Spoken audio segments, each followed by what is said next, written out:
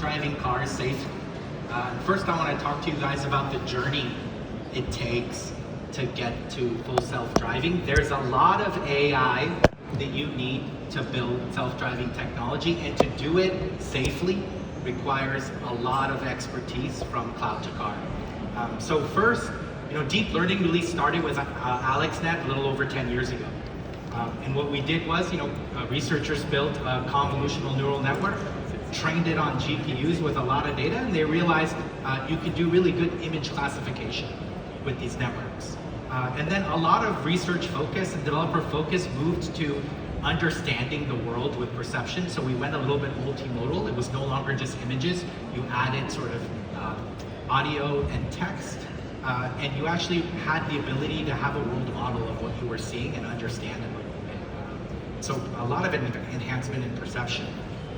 The big leap actually came with generative AI with ChatGPT just a few years ago, where essentially large language models were being developed, and you were generating. So you weren't just understanding the text, but you could generate an answer. You can also generate images as part of the answer. And that created a lot of disruptive experiences that we could take advantage of to build great products for all of us. Once we had that, we shifted over to agentic AI. And there, the algorithms that we could build to sort of be able to think were different. We could actually take a problem, break it out into individual pieces, so essentially perceive and actually start to think, what's the right type of solution to this problem, break out the problem into pieces, think through the best option, and come up with the best solution. That created these digital assistants, right? So, customer service agent, or just, your concierge that can answer your questions and give you recommendations. From there, now we're moving to physical AI, and that's what my talk is going to be focused on. So we're now talking about robotics, right? Like you're physically moving. You're not just understanding and answering questions, but you actually have to make an action. And when you have that type of a product, there's extra rigor in how we think about safety, because we can't ever cause damage. We can't cause an accident. And so today I'm going to talk about all the innovation, all the work you need to do to build physical AI safely and securely. Okay, so first, within NVIDIA, actually, automotive is a huge vertical. And most of the time when we talk, sometimes people ask me questions. They say they ask me questions about Qualcomm or Mobileye. So they're talking about inside the car. That's just a very small sliver of what NVIDIA does. The in-car computer is less than half of our automotive business. Most of our focus is on how we help customers train models in the cloud, how we help people simulate an autonomous driving software, test it, validate it, put it in the car, and have a data loop that's super efficient from cloud to car. But we also help our partners in automotive actually design their cars. So we build AI accelerated digital twins that help you design a car real time. We also help our partners simulate their factories. Before you build a factory, you have to think through what's the most efficient way to build the assembly line. And you can't just build it and then make changes. It'll be super expensive. So you actually want to have a digital twin created of what a factory is, and design it and test it to be as efficient and productive as possible, and then you build that car, that factory. And then finally, in the enterprise, every type of company, but especially in enterprise, for automotive, you're thinking about how to recreate how your company acts to be more efficient using AI. So is there an easy way for me to have customer service for my employees and my customers? Is there a faster way for me to develop products? Can I take all this data I have access to and make better decisions? So we help our customers with that as well. I'm going to focus on just the in-car today, but in automotive, NVIDIA is super large, and we do a lot more than what I want to talk about today. Okay, so within the self-driving cars, to solve this problem, you actually need 3 computers. So, and software running on each of these computers that's super rich in AI. So, first you need a computer that runs the algorithms in the car, so the inference in-car computer. and it needs to be really good at doing inference and AI efficiently and safely. The algorithms running in that car are next generation models that are end to end, and they also have to have a safety back sort of guardrail stack that runs side by side with it. Then in the cloud, we get a bunch of data. We need to be able to train this data efficiently. We need to be able to label it automatically. Otherwise, it'd be so expensive I have to manually label data that I'm getting from these cars. And we need to be able to then test our AV software in simulation first and then in car. And how we test that software, we have to add new scenarios. And so we need a world foundation model to create the scenarios that we don't see in the real world and then be able to test it. There's so much AI software and expertise, and what I would tell you guys is the companies who are best are the ones who have a loop from the cloud to the car that's most efficient. And so usually you hear people say, tell me about the drive. How many miles did you drive without a disengagement? That's super important.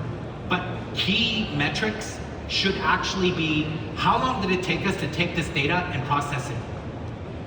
How long did it take me to find an issue in my drive, root cause it, and fix it? How long does it actually take me to train a model?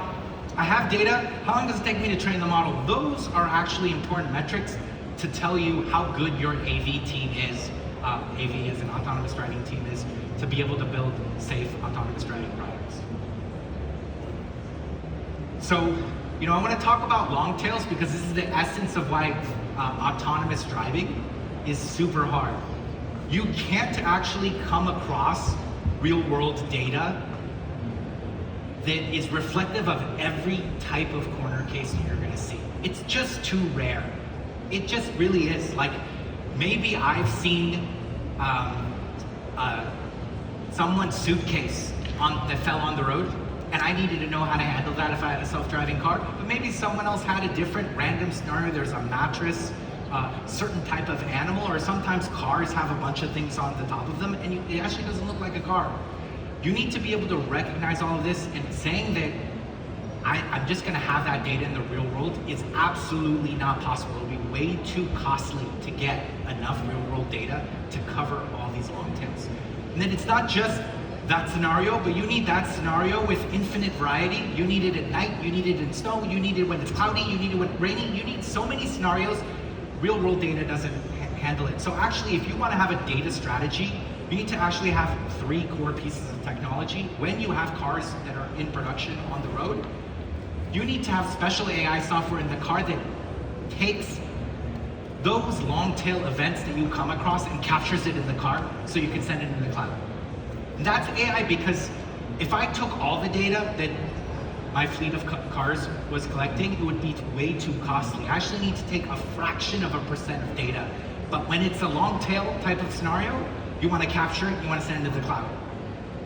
Second thing is you actually need the ability, every time you're driving, when you have an issue, you need to be able to take that issue from the car, reconstruct it, get it into sim, and then add variety to what you reconstruct and get to sim. That engine, that flywheel also needs to be world class. And finally, you need a synthetic data generation engine so that when you can't find those long tails, you can actually create them in simulation. That data should be physically accurate, so when you actually want to test your AV or train your model, actually it performs just like real world data, and your software gets better. You need all 3 of those things to have a good data strategy. Okay, so I'm going to show you guys the data flywheel, and the rest of this presentation is going to talk about all the pieces of software and services that NVIDIA offers to help our partners in automotive build self-driving cars better, faster, more efficiently. So, I talked about data already, right? So you're going to collect data from cars, and you're also going to generate synthetic data. So you need a world-class synthetic data generation engine. Once you have those 2 sources of data, models now are trained on video. It's no longer like AlexNet that I was talking to you guys about, where you're taking images and you're training on that. You're training on like 30 seconds of video because you need memory context. I might pass a traffic light and be stuck for 15 seconds past that traffic light, I actually have to have context where I am and what I'm doing. If I don't have memory as a self-driving car, I could cause an accident. So we need long clips of data. When you have that much data, you need a way to efficiently process that data, automatically label it. So we have some partners who have 3,000 labelers and they're manually labeling data from the car. You cannot do that when you're trying to build a next generation model. A large language model, a video language action model for self-driving. So you need a fully automated data processing engine. We actually have built it and we give it to our customers. So we're building the full AV stack. So if a customer actually wants raw data, gets a bunch of raw data and they want it to be annotated, curated, so that then they can find the data they want, we've built that engine and we offer it to our customers as part of a Cosmos and Omniverse pipeline that we have. Once you have that though, you have a scenario where now you want to find those long tails, so you need to be able to create that synthetic data. And so we've built a world foundation model for creating data, and that helps you then have a robust test infrastructure.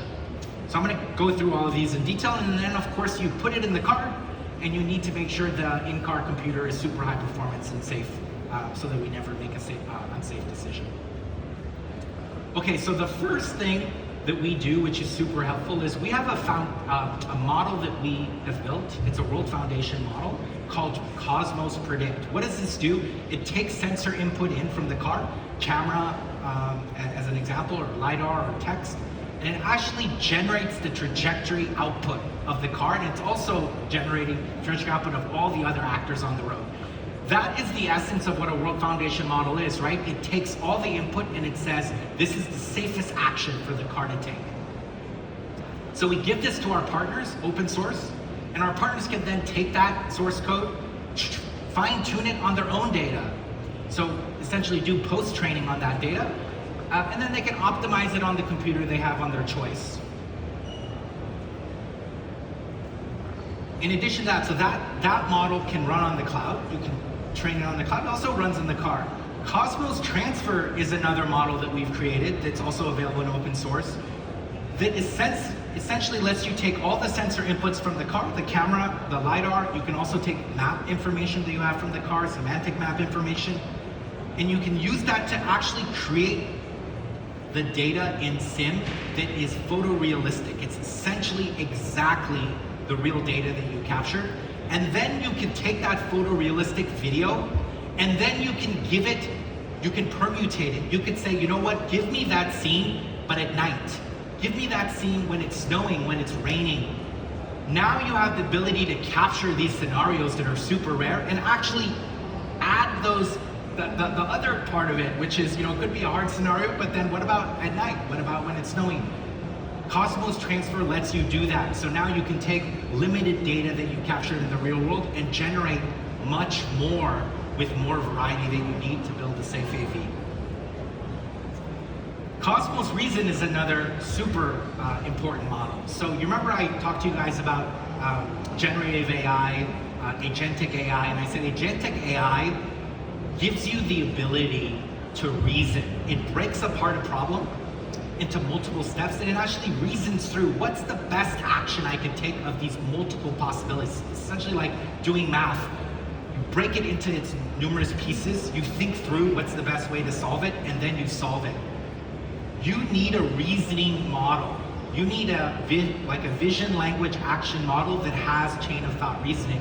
So if you have a core model like Predict, and then you add a Cosmos Reason head to it, now you have a reasoning chain of thought capable model for self-driving. It's super foundational and important. But it's also important for other reasons. It's not just drives better, but I actually think that if I have the ability to understand why the car took an action, a reasoning model actually tells you why it did something. So now if I'm in the car and I'm slowing down, if the car is slowing down, the car can actually tell you, hey, I'm slowing down because of the lady crossing the intersection with her baby. The reasoning model actually tells you why it did it. So now inside the car, you can actually have user experience feedback that the car is telling you, why did it slow down? On top of that, in infrastructure, Cosmos Reason can be used to take data and caption it. It can actually tell you, hey, this data is a fork, is a merge. And so when we actually want to have a data factory, we want to be able to curate data. We can curate data on how Cosmos Reason captured the data. It's super important to be able to search and find the data that you need quickly. And so Cosmos Reason is also very effective in infrastructure. Okay, so I'm going to try to kind of put all of these together here. So, we talked about you have the special scenario recorder data in the car that collects maybe less than 1% of the data. That's super important. And then I said you need to be able to then synthetically generate the data. So this is a good summary of it. Maybe you have 1,000 miles of really valuable data.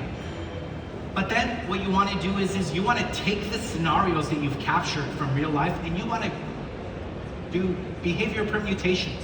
So think of it as you're handling an intersection left, but then you say, I want more pedestrians crossing when I'm doing this left. So we add pedestrians to the scenario that we already captured. Or I want more cars.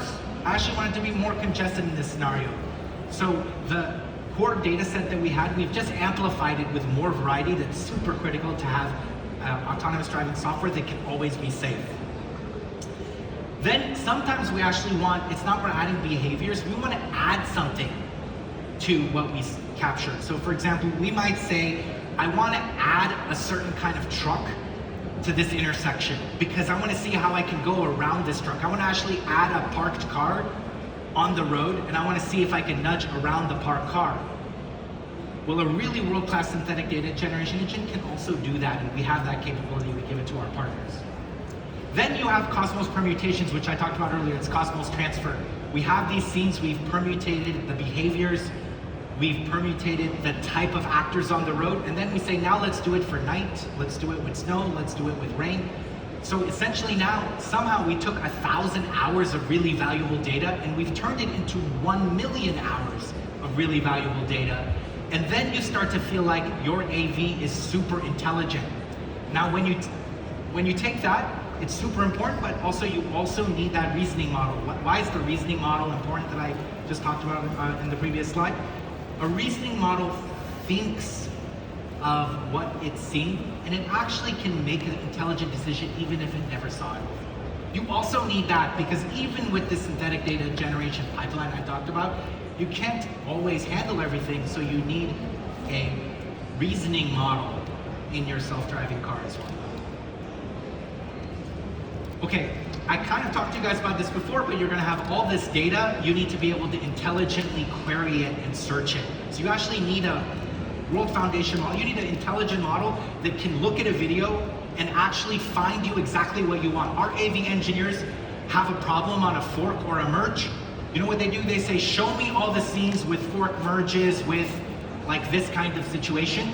And if you have an intelligent search engine in your infrastructure, you actually just go find all those scenes and you can train the model immediately. If you actually had to manually go find that, that would be weeks or months of work. With Cosmos Video Dataset Search, you could just immediately do a query, find all those clips, and train your model on exactly what you're looking for. Okay, so the next important piece of technology you need is every time we're driving in the real world, and we're trying to build a self-driving car that's safe, we're gonna have an accident, we're gonna have a problem. It's a disengagement or it's an uncomfortable event. What we wanna be able to do is take that recorded log data and actually be able to recreate it in simulation exactly like your recorded log data. And then the first thing you wanna do is you wanna root cause what the issue is, fix your AV software for that issue, and then you wanna replay your fixed software on exactly that issue and see if you fixed it. That's the development flow that you need, and we have that capability with neural reconstruction engine that we have within our pipeline.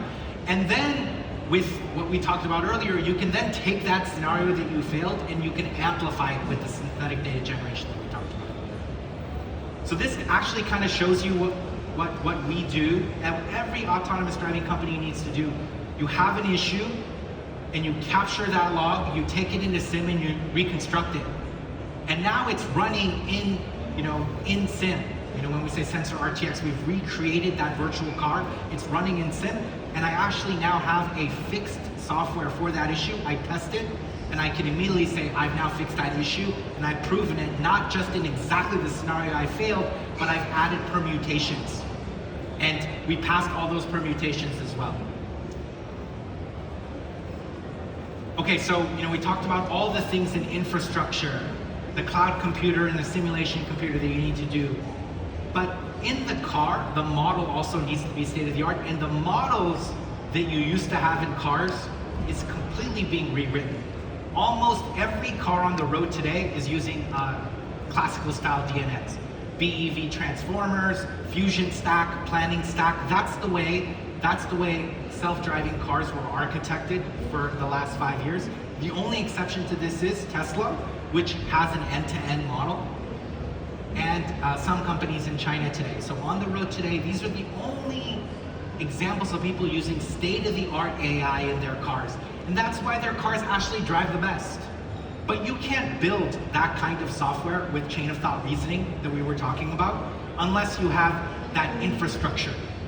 How do you actually test a model that just takes sensor input in and gives you trajectory out? You can't. You actually need that neural reconstruction that I showed you on the previous slide. You need to be able to take a scenario, reconstruct it, test it in sim, and see if it passes. Then you know your anti-model is great. This kind of software is foundational for self-driving. If we take a standard large language model for video, so a video language action model, and we run it and just assess how effective it is, and then we add meta actions to it and chain of thought data, the performance of that model is twice as safe. It's significant. Now the thing is this kind of a model has two problems. One, it's very compute intensive. You need to be able to process these tokens per second super fast, right? Like you're going 80 miles per hour. You can't take too long to process what the sensor is seeing and be able to create an action. But when you have a chain of thought reasoning model, there's a second problem. You're thinking about what are all the permutations that I should consider before I decide what's the safest trajectory. So that's actually a different problem. It's like token generation. Token generation needs memory bandwidth efficiency. That's why Thor, which is our next computer, is based on Blackwell. And Blackwell has FP4 engine. At the essence, what's FP4 is it's able to process the vision language action model with chain of thought reasoning at twice the memory efficiency of a platform that maybe ran FP8, and then 4x the memory efficiency. That memory efficiency, how quickly you generate tokens, is super important to the experience of your self-driving car if you have a stack that's based on a vision language action. So, I talked about our in-car computer Thor. Well, we have some exciting launches, at this, IAA. Mercedes is launching their GLC vehicle. Volvo just launched their ES90, and Lucid is launching their Gravity cars in Europe. We're super excited to be able to work with these partners. The next thing that you need within this cloud-to-car architecture to ensure your product is safe is safety methodology and know-how end-to-end. We call it NVIDIA Halos. So we have a whole bunch of tools, libraries, SDKs, software development process, simulation, infrastructure, software that makes sure that the software that you develop is built for automotive grade safety and security. So we talked about physical AI. The car is going so fast, we can't ever make a mistake. Well, how do we build a system? Well, the first thing is when we design the system, we have to think about safety. So that means that it's great if my AI software is so good that I can run on camera, but you know what? Sometimes a camera can't see. It's dark, or something might have hit the windshield, and so the camera is blocked, or the sunlight is actually blinding the camera. So you actually want a separate sensor. You want the diversity of sensors. It's nice to have a radar and even a LiDAR in a car, because if the camera fails, you have something redundant. You think about your software architecture the same way. I want one way to see something, camera perception, but I want a different kind of camera perception algorithm so that if this algorithm didn't see it, I had another algorithm that did, and also you increase your confidence that they both agree. So we talk about design time guardrail. It's like architecting the system to be efficient. You designed it to be efficient. But then you want to make sure that your system is designed with runtime guardrails. Like you want monitors in your stack, in your computer that test what goes in and what goes out, make sure that there is no failure in your system. You actually want to have a safety guardrail or safety filters in your system. And then you want to have infrastructure pipeline that's built to automotive grade safety and security. What do I mean by that? We build a test for a lane change in self-driving. Well, we want to make sure that the test actually is correct. Just because we pass the test doesn't mean it's fine. So every feature, every function, every line of code needs to be tested, and the test needs to be ensured to actually be functional. Why do I do that?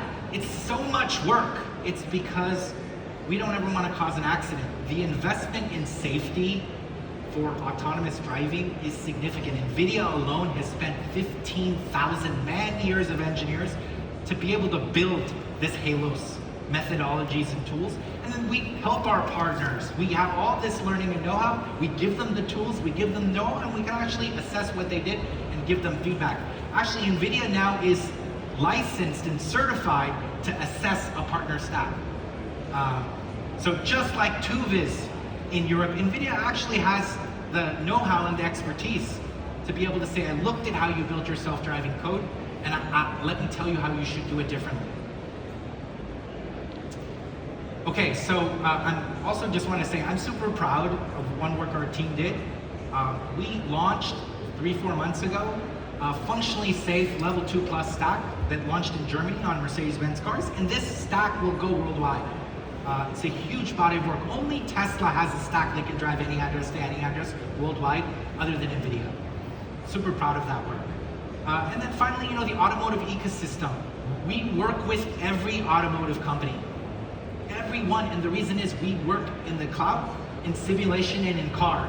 And we're super proud that the companies that have the best AV, we work with Tesla to help them train their models in the cloud. We work with Waymo as well.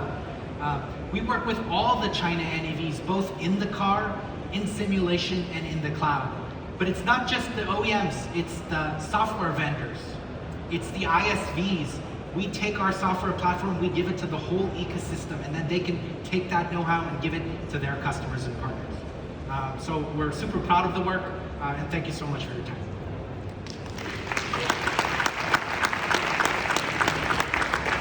And thank you, Ali, for being our guest today here on stage. So, thank you. And as always, ladies and gentlemen, you have the chance to rate the session. We have a QR code on screen that you can use to do so.